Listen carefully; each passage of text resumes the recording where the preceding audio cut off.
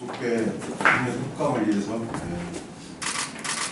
정성화 통합박사님에게 강의를 해주기 위해서 먼산을 강의해 주시면 감사드립니다.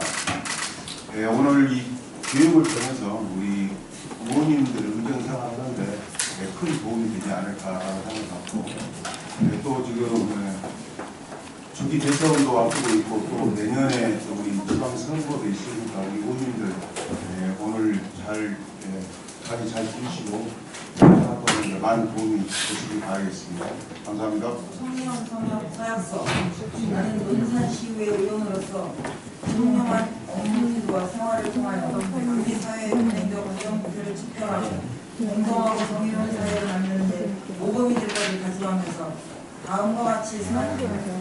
하나, 나는 법과 원칙을 준수하고 청렴한 사회 실현에 솔선수범한다. 하나, 나는 공정하고 투명하게 업무를 수행하여 공익을 수호한다. 하나, 나는 직위를 이용한 금품, 향후의 수수, 권한의 남용, 이권 개입과 알선 청탁 등을 하지 않는다. 하나, 나는 공직을 수행하면서 얻게 된 지식과 경험을 개인의 사적 이익을 추구하는 데 이용하지 않는다. 2025년 4월 25일 은산시의회 의원 허명숙입니다. 아버지. 네, 너무 찍어 빨리.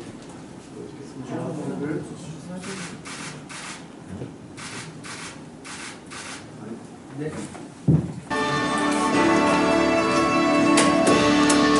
지금의 교과서에서 여러 번 본 것 같긴 한데 지역을 위해 힘쓰고 여러 가지를 한다고 들었는데 솔직히 정확하게 무슨 일 하는지까지는 잘 모르겠어요.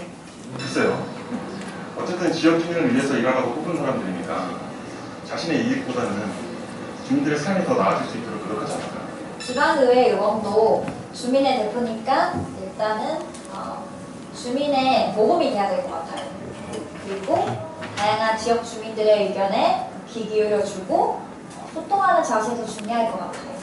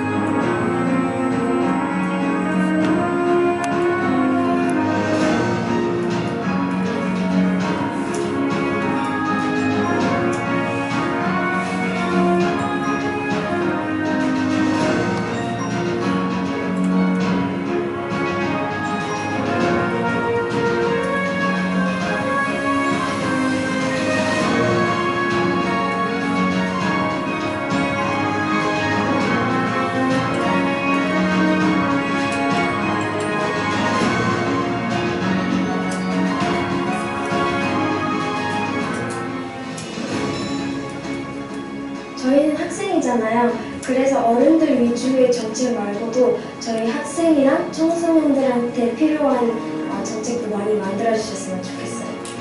주민들 얘기도 잘 듣고 주민을 대표해서 목소리를 내주니까 너무나 고맙습니다. 앞으로는 시장 경제도 좀 살려주시고 부족한 부분도 채워주시고 잘할 거라고 믿습니다. 살기 좋은 지역, 살기 좋은 사회를 만드는 데 힘써주세요. 파이팅!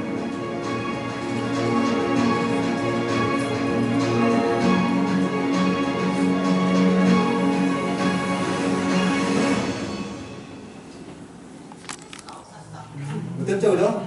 그러니까 여러분 어떻게 원인도 사용하실 때 일반적으로 물어보시면 이 친구 엉터리로 막 답해요. 그러니까 어떻게 한다? 인터넷을 검색하여 이렇게 질문하시든지 하단에 있는 지구본을 눌러주셔라, 그 말씀을 꼭 드리고 싶고요. 그리고 저작권 문제가 있는데 요겁니다. 요거 꼭 누르고 질문하시든지 아니면 인터넷을 검색하여 이러고 질문하시라고. 그러면 뭡니까? 환각 형상이 줄어든다는 말씀을 올리고요. 두 번째, 인공지능이 만드는 저작물은 저작권이 없습니다. 조금 더 제가 하나 보여드리겠지만 저도 오늘 노산시 왜 그림 하나 그려봤거든요. 저작권 없습니다.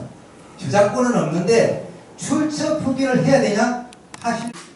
40분인데 원래 3시 40분까지 강의를 진행하도록 되어 있습니다. 양해해 주시면 한 30분 정도 줄여가지고, 왜냐하면 원인을 워낙 바쁘시니까 1시간 아니지 3시간 15분 정도에 마무리할 때 어떻습니까?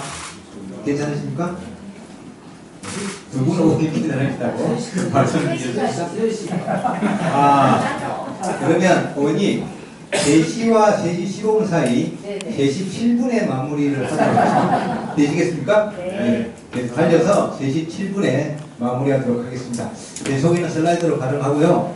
오늘 아침에 집에 이제 서울 마포에서 왔는데 하루에 제가 하루도 안 빠지고 하루에 2시간씩 운동 열심히 하고 있습니다. 멋지지 않습니까? 괜찮죠, 그죠? 여기가 제가 매일 아침에 하루도 안 빠지고 나가는 체육관, 아침 7시부터 9시까지 운동하고 있고요. 멋지지 않습니까? 그때 밥상 나오셔야 되는데. 오늘은 첫 번째 이야기 말고 분위기 바꿔서 진행하도록 하겠습니다. 오늘 강의는 그 일반적인 사례보다도 올해 1월 달에 국민권익위원회에서 지방의회 그 점검을 한 2년 정도 했습니다. 그래서 행동강령 이행정부 점검 결과가 나왔는데요. 그걸 같이 좀 공유해 보도록 하고, 또 한 가지는 작년 말에 이해 충돌 관련해서 운영 실태 점검을 해가지고 결과 나온 것들이 있습니다. 제가 이 두 가지 보도 자료를 가지고 그 결과 그 지적 사례들을 다 가지고 왔습니다. 한번 참고로 봐주시면 대단히 고맙겠습니다. 오늘 순서는 국가 청년도부터 행동강의 청탁금지법 이해충돌 방지법까지 해서 3시 7분에 정확하게 마무리하도록 하겠습니다. 건립위원회에서 매년 조사를 하고 있는데요. 우리 국민 57.1%가 우리나라는 어떻다고 답을 준 것 같습니까? 이 퍼센테이지가 해마다 조금씩 올라가고 있습니다. 해마다. 우리나라 국민 57.1%가 아쉽게도 우리 사회는 상당히 부패하다고 답을 주셨습니다. 10명 중에 6분 정도가 그렇게 답을 주셨는데요. 과연 그럴까요? 이게 매년 독일에 있는 국제투명성 기구에서 전 세계 180개국 대상으로 종합청년도 청년도 평가를 하고 있습니다. 지금 노랗게 보이는 국가들은 상당히 청년도가 잘 나오는 국가들이고요. 빨갛게 나오는 국가들은 청년도가 좀 안 좋게 나오는 국가들입니다. 여기는 북한, 중국, 러시아 다 들어갑니다. 다 들어가는데 우리나라는 완전 노랗지는 않고 약간 누런 색깔을 띠고 있습니다. 근데 올해 2월달에 발표를 했는데 조상 이래로 점수가 제일 높았습니다. 100점 만점에 64점이고요. 180개 중에서 30위 차지했습니다. 우리 어머님들 방금 보셨던 영상에서는 32위라고 나왔는데 그 영상이 작년에 만든 거고요. 올 2월달에 발표 결과를 보면 30위로 나왔습니다. 그게 나쁘진 않습니다. 솔직히 180개국 중에서 30위면 18개 국가 중에서 3위입니다. 그렇게 나쁘지 않는데 이걸 아시아권으로 가지고 들어오면 좀 아쉽긴 합니다. 싱가포르, 홍콩, 일본, 대만 다음이죠. 일본하고 좀 견줘야 되는데 일본하고 7점 정도 벌어져 있습니다. 64점, 71점. 요 7점은 2, 3년 안에는 따라잡기 어렵습니다. 대만 정도를 목표로 하고 일단 가야 되는데 조금 아쉬운 점수를 가지고 있습니다. 근데 나름대로 30위를 가는 큰 이유 중에 하나가 이 반부패 법령이 나름대로 정비가 잘 되어 있습니다. 부패방지권익위법은 시행한 지가 20년이 지났습니다. 2002년도에 시행을 했으니까 20년이 지났고요. 그리고 여기 법은 아니지만 행동강령 나와있습니다. 행동강령. 이건 법은 아닙니다. 법은 아니기 때문에 행동강령은 조치를 할 수 있다 되어 있습니다. 조치해야 된다가 아니고 할 수 있다 되어 있는데 우리나라의 반부패 법령을 시행할 때 보면 항상 크고 작은 사건, 사고들이 딱 터집니다. 이게 딱딱 연결이 되더라고요. 최근에 보면 LH 직무 관련 부동산 보유매수 사건 하고 그 이후에 이해충돌방지법 시행하듯이 약간씩 연계성을 가지고 있다는 말씀을 드리고요. 오늘 어머님들 귀한 시간 주셨는데 여기 위에 있는 행동강령 청탁금지법 이해충돌법 중심으로 좀 말씀을 올리겠습니다. 행동강령 가겠습니다. 자, 어머님들 일정 바쁘신데 여기에 파란색에 들어가 있는 혹시 지금 여기에 파란색이 나와있나요? 가려져 있습니까? 안 가려져 있네. 그건 보지 마시고요.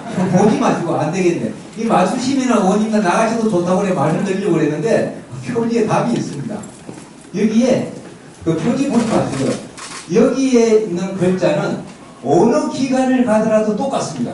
전국의 지방의회나 지방자치단체나 공공기관이나 공기주관단체 가면 여기에 들어가는 글자는 똑같아요. 어느 기관이나. 이게 뭡니까 하고 여쭤보려고 했는데 답안지가 나와 있습니다. 아쉽게도. 이게 부패방지권익위법입니다. 부패방지권익위법 8조에 따라 가지고 행동강령을 설치하도록 되어 있습니다. 이게 보면 이렇게 되어 있는 거죠. 공직자의 청렴 업무를 행동강령으로 만들어라 이렇게 되어 있습니다. 만들어라 이렇게 요 8조 때문에 행동강령이 있다는 거죠. 어떤 내용을 집어넣어서 요 밑에는 이런 내용들을 집어넣어서 행동강령을 만들어라 이렇게 했기 때문에 지방의 행동강령을 다 가지고 있는 거죠. 알겠습니다? 그리고 여기 한번 보십시오. 여기 아까 제가 말씀드렸지만 행동강령은 징계처분을 할 수 있다고 되어 있습니다. 징계처분을 할 수 있다. 그러니까 행동강령이 법은 아니지만 어떻게 보면은 공무원들이 나아갈 방향성, 도덕성 이런 걸 이야기를 해주는 거죠. 그래서 징계처분을 할 수 있다고 명시가 되어 있고요. 이게 이제 일반적인 지방의 행동강령 기본 틀입니다. 그래서 행동강령에 두면 안 되겠다. 이걸 법으로 빼야 되겠다 해서 빠진 게 뭡니까? 이해충돌방지법이죠. 이런 부분들은 이해충돌방지법을 다 빠져나갔습니다. 지금 이미 2022년도에 빠져나갔고요. 이 부분이 이제 청탁금지법하고 연결되어 있습니다. 청탁금지법하고 연결되어 있고요. 이 부분만, 요거는 이제 갑질이죠. 요건 갑질이고요. 갑질이고, 요 부분은 이제 남아있는 거예요. 초록색 부분. 초록색 부분이 어떻게 보면 행동 강령이 현재 남아있는 조문들이 되겠습니다. 요 조문들은 우리 어머님이 너무 많이 들으셨기 때문에 제가 조문 설명 안 드리겠습니다. 법 조문 설명 안 드리고요. 이거 한번 볼까요? 예산의 목적을 설명입니다. 요 부분은 딱 두 가지입니다. 요거 두 개. 다른 거 말고요. 목적 외로 사용해서 오해 제사상 손해를 입히면 이 법에 저축받는다. 딱 두 가지입니다. 요거죠. 요거. 목적 외라는 것은 뭔데? 예산, 관련 법령 지침 등의 규정에 안 맞으면 목적 외다. 이렇게 보는 거고요. 재산상 손해는 뭐냐? 현재 손해뿐만 아니라 미래 발생할 손해도 포함한다. 이렇게 돼 있죠. 요게 요 두 가지 문구가 예산의 목적 외 사용 범주의 중요한 문구다 하는 말씀을 드리고요. 요게 이제 그겁니다. 요게 이제 지방의회 의원 행동관리 이행점 결과에서 나왔던 부분들을 제가 정리를 다 해왔습니다.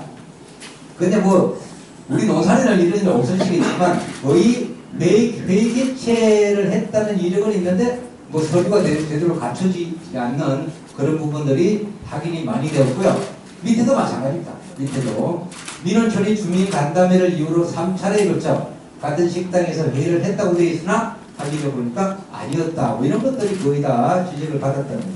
위하고 밑하고 거의 비슷합니다. 이런 것도 있고요. 노선단체 활동 지원비 명목으로 했는데 사용자 인원등 세부 내역도 없고 주말, 휴일, 타지역 사용권 이런 것들이 확인되었다. 어떻게 보면 농산시하고는 전혀 관련 없는 이야기지만 이런 부분들이 일단은 적발되었다고 말씀드리고요.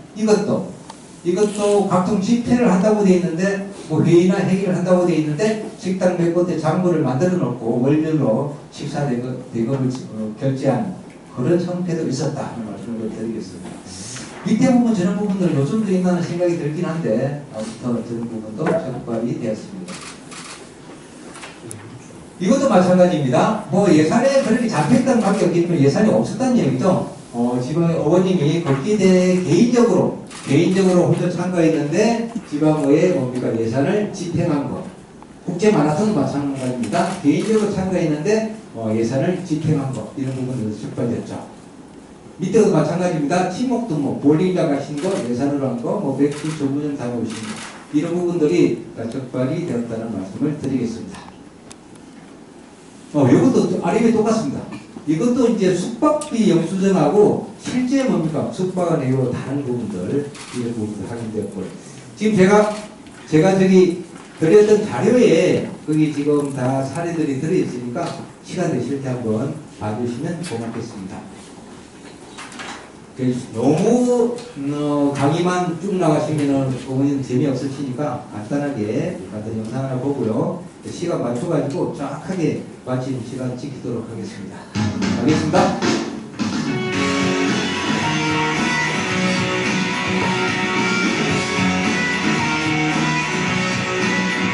이런 알겠습니다. 냉간한 때가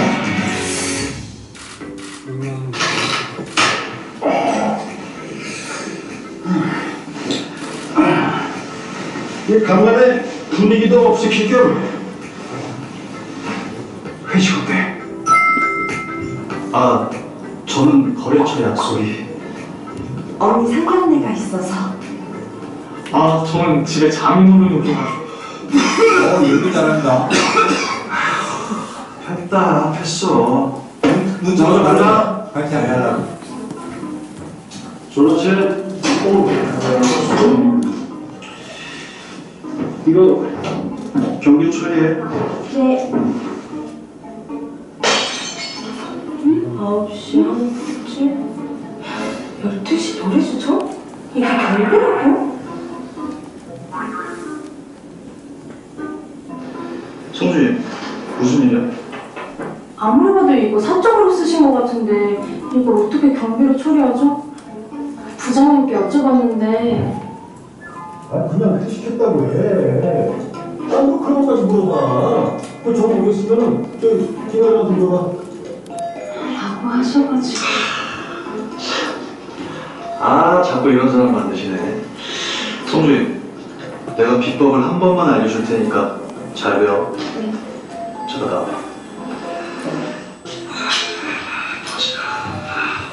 이런 건 말이야. 요리의 중 정도의 현금을 만들어 가지고 티 안 나게 갈아치고 부라치고 어때? 과장님, 이거 예산의 목적 외 사용 아닌가요? 그러면 안 된다고 배웠는데. 아, 그걸 누가 몰라? 이 영상의 포인트는 저 여직원은 처벌을 받습니다. 우리가 행동방해에 따라서 부당한 업무 지시가 떨어지면 저 여직원은 1차는 뭡니까? 거부할 의무가 있고 재차 들어온다 어떻게 합니까? 신고를 해야 될 의무가 있습니다. 의무가 있기 때문에 이 여직원이 신고를 안 하면 이 여직원이 처벌을 받도록 되어 있습니다. 그 말씀을 지금 드리는 겁니다. 그리고 두 분 직무와 관련된 위원회 활동 제한 이해관계가 있으면 해패라 이 말씀을 좀 드리는 거고요. 이해관계가 있으면 해패라 이거죠. 이해관계는 다 아시겠지만 의원님들 소속된 소관상임위원회, 특별위원회 직무와 관련된 사항 그리고 민법 767조 그리고 직접적인 이해관계가 있는 사항 이럴 경우에는 무조건 뭡니까? 신고하고 회피를 해야 된다 이 내용입니다. 나중에 이해충돌방지법에서 조금 더 다뤄보도록 하겠습니다. 이권개입 직위를 이용해서 부당한 이익을 얻거나 혹은 타인에게 부당한 이익을 제공해서는 아니 된다 이렇게 돼요. 여기서 키포인트 이겁니다. 부당한 이익이라는 것은 경제적 이익 외에 금전으로 가액을 산정할 수 없는 부탁, 유리한 상황, 우호적 평판 이런 것들도 들어간다는 말씀을 드리겠습니다.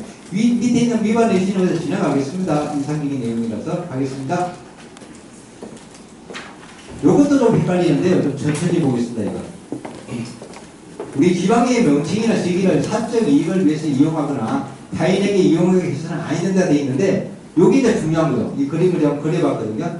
그려봤는데 결혼식은 가능하다는 겁니다. 근데 지인의 개업식은 안 된다는 그림이죠. 보편적으로 이렇습니다. 보편적으로는 동창의 결혼식에 기간 연칭, 한 보내주고 이런 거 관계없다. 그런데 지인의 개업식은 안 된다. 요게 키포인트지만 더 중요한 거 이거죠. 이거. 요 네 가지 조건을 다 위협과 엔더 조건으로 딱 적용해서 봤을 때 해당되면 안 된다는 겁니다. 그러니까 뭡니까? 직무 범위 외에 사적 이익을 도모할 목적으로 이렇게 되는 거죠. 엔더입니다. 직무 범위 외 사적 이익을 도모할 목적으로 공표, 게시 등으로 기관 명칭 또는 직위를 이용해서는 아니 된다. 이게 핵심 포인트입니다. 근데 저걸 해석을 하면 보편적으로 동창의 결혼식 정도는 되고 그리고 지인의 개업식은 안 된다 이렇게 보는 게 맞다는 거죠. 가겠습니다. 하시다가 원인들 조금 궁금한 사항이 있으시면 질문 주시면 답변 드리겠습니다. 자, 직무를 수행할 때 요겁니다. 요것도 중요하지만 요것도 내부적으로 정하는 것도 중요한 이겁니다. 본인하고 관계없는 정보라 하더라도 삼자를 통해서 얻은 정보들을 흘려보내는 것은 안 된다. 그것도 들어가 있습니다. 사이에. 알겠습니다. 요거는 의외로 또 지적을 많이 받더라고요. 요번에도 저희들 행동강령 실태조사니까 지적이 많이 받습니다. 요거는 키포인트가 이겁니다. 원칙적으로 직무 관련 활동에 외부 기관단체에서 여기 활동비를 받으면 안 된다. 두 번째, 다만 안 되기는 안 되는데 의장의 승인을 받으면 가능하다. 이렇게 되어 있습니다. 그러니까 의장의 승인을 안 받고 나가시는 사례가 굉장히 많고요. 두 번째, 요겁니다. 사후에 반드시 보고서를 제출하도록 되어 있는데 보고서가 없는 케이스가 상당히 많습니다. 그래서 지적을 많이 받는 부분이 2번 아니면 3번이 상당히 지적을 많이 받고 있습니다. 그리고 공개를 해야 되고요. 비공개 사유가 있으면 관계없지만 기본적으로 공개해야 됩니다. 요 네 가지가 다 연결돼야 됩니다. 지원을 받으면 안 되는데 의장의 승인을 받으면 가능하다. 그리고 갔다 온 뒤에는 보고서를 제출하라. 그리고 그 보고서는 반드시 공개다. 요게 기본 틀입니다. 기본 틀인데 여기 지적받은 내용 다 이겁니다. 결과 보고서 제출을 안 하신 분도 계시고요. 사전 승인 없이 갔다 오신 분도 계시고 이것도 마찬가지입니다. 형대가 거의 두 가지에서 지적을 많이 받고 있다 하는 말씀을 드리겠습니다. 이것도 가겠습니다. 요거는 딱 두 가지입니다. 이것도. 영리행위인데 사적으로 문서 없이 조언이나 자문을 제공하고 대가를 받으면 안 된다. 이게 핵심입니다. 문서 없이 사적으로 노무 또는 조언 자문을 제공하고 대가를 받으면 안 된다. 이게 영리행위 신고 키포인트가 되겠습니다. 나머지 부분들은 어머님들 워낙 그 강의를 많이 들으셨기 때문에 제가 페이퍼로 가름을 하도록 하겠습니다. 자, 불법 구조물 설치하여 매월 500만 이상 수익을 얻고 있고 고용얘기가 자신의 직무와 직접 관련이 있는데도 신고하지 않고 이런 부분도 조사에서 확인이 됐고요. 소속 3인이 직무와 관련된 사업을 영위하면서 신고하지 않으신 분도 계시고 용역 입찰 과정에서 실적을 허위로 부풀러 자신이 대표를 맡은 업체가 낙찰받도록 좀 힘을 쓴 이런 이거 좀 지난해 한 5년 정도 지난해 이런 것들도 발견이 되었다 하는 말씀을 드리겠습니다. 경조사는 키포인트가 딱 하나입니다. 제일 많이 지적받는 게 이거. 요게 제일 많이 지적받습니다. 직무 관련자 관련 공직자가 아닌 자 이런 분들한테 경조사를 안내하는 이 부분이 제일 많이 뭔가 지적을 받고 있는 거죠. 이런 거죠. 지방의 의원님이 경조사를 구청 직원이 구청 내부 통신만에 올려가지고 구청 직원들이 축의금 보내고 하는 이런 부분도 다 지적을 받았고요. 강력자치단체 소속 공무원이 산하기초자치단체 팩스로 통제하고 이것도 지적을 받은 겁니다. 그리고 이제 구청의 Y국장, 자녀비용 청첩장에 축의금 접수 계좌를 명시해서 직무 관련 업체에 팩스로 보내고 하단에 거의 다 유사합니다. 거의 다 직무 관련 단체나 직무 관련자에게 내용들을 보내는 부분들이 거의 다 지적을 받고 있습니다. 이 부분도 이제 좀 아쉬운데 이 부분은 키포인트 이겁니다. 이거 본인은 그렇게 느끼지 않는데 상대방이 뭡니까? 상당히 불쾌하게 느끼는 경우 이런 부분들이 문제는 되었다는 말씀을 좀 드리고요. 이건 아마 어머님들 알고 계실 겁니다. 얼마 안 돼가지고 이쪽 시간에서 일어났던 사건이고요. 이것도 이 부분은 이 남자 어머님이 굉장히 억울하다고 그러셨는데 이제 식당에 갔는데 여성 주민이 땡땡 오늘 왔으니까 그렇게 하면 한 잔 사봐라 이렇게 말씀하시니까 현금이 없습니다. 그래서 카드라도 내봐라. 나는 카드는 없고 그것밖에 없습니다. 이렇게 하는 것 같아요. 그래서 지적을 받았던 이런 것도 있었습니다. 요거는 최근의 이야기입니다. 최근에. 어머님이 이제 아시는 직원 같은데 여성 공무원한테 성진하는데 외부가 중요하니 성형을 조금 해야 되겠다 이런 말씀을 하신 것 같아요. 그런데 여직원이 성기록을 고발한 거죠.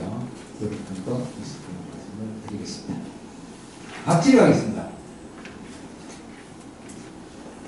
갑질을 국무조정실에서 조사를 했는데 아주 퍼센티지가 되게 높게 나왔더라고요. 10명 중에 8명이 무엇이라 답을 줬냐고 그러면 우리나라에 갑질이 매우 심각하다고 답을 줬습니다. 10명이 8명이 답을 줬고요. 물론 갑질을 당했다가 아닙니다. 본인이 느끼기에 갑질이 심각하다. 근데 10명 중에 9명이 무엇을 답을 줬느냐? 심각하긴 한데 신고하기가 상당히 어려운 구조다. 대한민국은 그 이야기를 줬습니다. 10명 중 8명이 갑질이 심각한데 9명은 신고하기가 정말 어렵다. 구조상 그 말씀을 주신 거죠. 10명 중에 4명 중에 1명 정도가 갑질을 경험했고요. 주로 상급자, 하급자는 하고 부당한 업무 지시나 비인격적 대우가 대단히 많았다는 말씀을 좀 드리겠습니다. 갑질은 이제 성폭력, 성매매 혹은 뭡니까? 음주운전 이런 걸 똑같이 얘는 감면이 안 되는 겁니다. 감면이 안 되다 보니까 이 갑질에 대한 중징계 비율이 상당히 높다는 거. 3분의 1 정도가 중징계입니다. 높다는 말씀을 드리고요. 요건 제가 이제 이전에 건강보험공단에 근무할 때 직원이 이제 신고가 들어온 건데 상당히 아쉬웠던 사건입니다. 이게 이제 월요일날 안 좋은 보도가 뜰 거예요. 이미 이제 정보가 들어온 거죠. 복지부에서 연락이 와가지고 준비하라고. 실장이 출근한 겁니다. 토요일날. 담당자가 안 온 거예요. 화가 엄청난 겁니다. 담당자 출근을 안 하니까 전화한 겁니다. 그리고만 난리를 친 거죠. 너 지금 뭐 하고 있냐고. 실장은 왔는데 직원은 많아가지고 말이야 월요일날 발표할 건데 말이 보도자료 말 막지도 못하고 엄청나게 야단친 겁니다. 근데 저 직원이 어떻게 했냐? 갑자기 신고한 거예요. 토요일인데 왜 그러냐? 근데 아마 제 생각에 이렇게 이야기 안 하고 저 실장이 아마 이렇게 이야기했다면 이야기가 좀 달라졌을 겁니다. 싫은데 미안하다. 지금 바쁘니까 자네 아니면 이걸 막을 사람이 없다. 와서 부탁을 하네. 아마 했으면 나왔지 않겠느냐 그런 느낌 지금도 가지고 있습니다. 좀 아쉬운 사건이고요. 갑질 가겠습니다. 갑질. 우리 어머님들 제가 3시 7분에 딱 마칠 겁니다. 그러니까 좀 청취해 주시고 조금 다른 일정이 있으신 분들은 나가도 없어도 관계없습니다. 3시 7분에 마무리하겠습니다. 우리가 갑질하고 괴롭힘하고 조금 구별을 잘 못하시는 분들 많이 계신데 갑질은 말 그대로 뭡니까? 사회 경제적 상당히 범위가 넓습니다. 사회 경제적 관계에서 우월적지 말 그대로 갑의 질입니다. 근데 괴롭힘은 좀 다릅니다. 사회 경제적이 아닙니다. 직장 내에서 들어가는 거예요. 범위가 좀 줄어드는 거예요. 직장 내에서 우월적이라는 용어가 없습니다. 괴롭힘은 동급자 간에도 발생할 수 있고요. 약소하지만 하급자가 상급자를 괴롭힐 수도 있는 겁니다. 그래서 갑질하고 괴롭힘은 개념이 좀 다르다는 말씀을 좀 드리고요. 영상 하나 보겠습니다. 이게 이제 기존 세대분들은 기성세대분들은 갑질 이게 무슨 갑질이냐 그러는데 신규 MZ세대는 이게 왜 갑질이 아니냐 그런 것들이 상당히 많습니다. 솔직히 가보겠습니다. 위계의 질서나 상명하복으로 설명되던 한국의 조직 문화가 MZ세대 등장과 함께 빠르게 바뀌고 있습니다. 딱딱하다는 공무원 조직에서도 당연하게 여겨지던 상급자의 언행을 불편하게 받아들이는 이들이 늘고 있는데요. 세대에 따라서 갑질에 대한 인식도 크게 차이나는 것으로 나타났습니다. 양창희 기자가 취재했습니다. 아야, 얼른 자료 달라고. 밥 먹을 시간이 어딨냐? 옷이 좀 거시기하고 부담스럽네. 회사에서 무심코 건넨 말이 누군가에게 상처가 된다는 내용의 영상. 광주광역시가 제작한 갑질 방지 홍보 영상입니다. 영상 제작을 위해 광주시 감사위원회는 공무원들을 대상으로 심층 인터뷰를 했습니다. 이른바 MZ세대 공무원 40명과 40, 50대의 팀장급 공무원 20명에게 4가지 사례를 주고 갑질이라고 생각하는지 질문한 겁니다. MZ세대들은 대부분 갑질이라고 봤지만 팀장급 공무원들은 복장 지적 빼고는 갑질로 인식하지 않았습니다. 유효 응답자가 900여 명에 이르는 광주 공무원 인권 실태 조사에서도 갑질에 대한 인식과 경험의 세대별 차이가 뚜렷하게 드러납니다.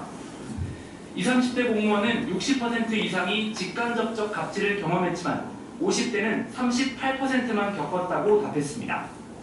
간부 공무원의 갑질 경험은 하위직에 비해 절반에 그쳤습니다.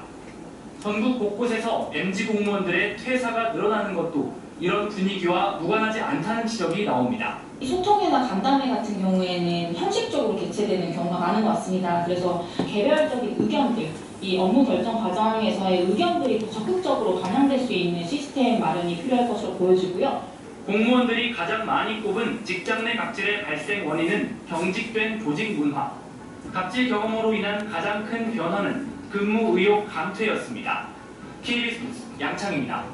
수직적인 문화에 굉장히 익숙해져 있습니다. 왜냐하면 위에 분들한테 업무를 배웠기 때문에 굉장히 수직적인 문화에 익숙해져 있고 그래도 뭡니까 나보다는 조직 중심이죠.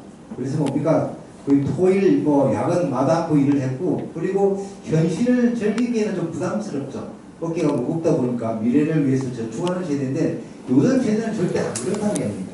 수직적인 문화 개념이 사실 없습니다. 수평적인 문화 개념을 가지고 있고 조직보다는 개인 중심이죠. 그리고 뭡니까 현실을 즐길 줄 아는 그런 문화가 있습니다. 이게 살아왔던 세대가 다르다는 얘기죠. 우리 요 그림을 보면 이게 딱 아마 어머님들 이 그림 아마 기억 많이 나실 겁니다. 나실 건데 은행에 들어가면 앞에 뭡니까 이분들이 민원들을 받죠. 근데 이분들이 민원을 대응을 못하고 어려우면 이분들이 어디로 갑니까? 이분들이 어디로 갑니까? 뒤쪽에 물어보잖아요. 여기 계신 분들은 베테랑이에요. 여기서 뭡니까? 10년, 20년 근무하셨던 분들 뒤에 오시는 거예요. 그래서 이분들은 뒤에 분이 안 가르쳐주면 업무를 배울 수 있는 방법이 없습니다. PC도 없고 아무것도 없어요. 이게 기본적으로 이 세대분들이 제 같은 세대죠. 기본적으로 뭡니까? 수직 문화가 형성이 되어 있는 겁니다. 그 당시는. 이거 한번 볼까요? 요거 20년 정도밖에 안 됐습니다. 25년. 1999년도 찍은 거거든요. 한 15초만 가보겠습니다. 그 당시에 저희들은 뭐냐? 이거 다루는 게 굉장히 서툴렀어요. 처음에 나오자마자. 굉장히 서툴르고 대신에 뭘 잘합니까? 얘보다는 페이퍼는 엄청나게 잘해요. A4 용지 10장만 갖다 주면 10장 다 적어봅니다. 그리고 뒤에 계신 이분은 아주 베테랑이에요. 달인입니다. 달인이고 제일 잘 적어 있어요. 그러니까 이런 문화다 보니까, 이런 문화에서 성장하다 보니까 지금 신규 직원들의 페이퍼업이 되게 마음에 안 들어요. 그분들은 사실은 페이퍼 적는 연습이 안 되어 있습니다. PC를 가지고 놀다 보니까 워드를 치는 게 굉장히 어렵다는 얘기죠. 세대가 다르다는 얘기입니다. 그러다 보니까 이런 문제가 생기는 거예요. 요즘에 마이크로 매니징 뭐냐면 이분이 이 부하 직원을 괴롭힐 마음 추구도 없습니다. 추구도 없고 다만 일을 하는 걸 보니까 되게 아쉬운 거예요. 보고서도 그렇고 경험을 비춰보고 그러니까 잔소리가 들어가는 거예요. 이분은 잔소리라고 보는 거죠. 이분은 그게 아니에요. 가르쳐 주려고 하는 거죠. 그러다 보니까 이런 현상이 생기는 거예요. 야, 이걸 저번처럼 바꾸봐. 이전에 깔끔하게 이건 별로 깔끔하지가 않아. 걸음을 이렇게 하고 계속 들어가는 거. 폰트 좀 높이고 올리고 뭐 이러다 보니까 이 친구는 마음속으로 그러죠. 아, 그냥 놔두면 좋겠다. 그냥 내 마음대로 하고 싶다. 이런 마음을 가지고 있는 거죠. 조금 더 들어가면 어떻게 합니까? 이제 마음속으로 이렇게 하는 거예요. 반항심이 생기는 겁니다. 아우, 나 일일이 쉬시하네. 자기가 하든지 그러면. 이런 분위기가 나오는 거죠. 이게 어쩔 수 없는 겁니다. 이런 분위기가 간다는 거죠. 이게 정보를 이제 검색하던 시대에서 뭡니까? 이 친구들은 워낙 스마트폰이나 PC를 많이 다뤄봤기 때문에 사람과 사람이 대화하는 걸 되게 싫어합니다.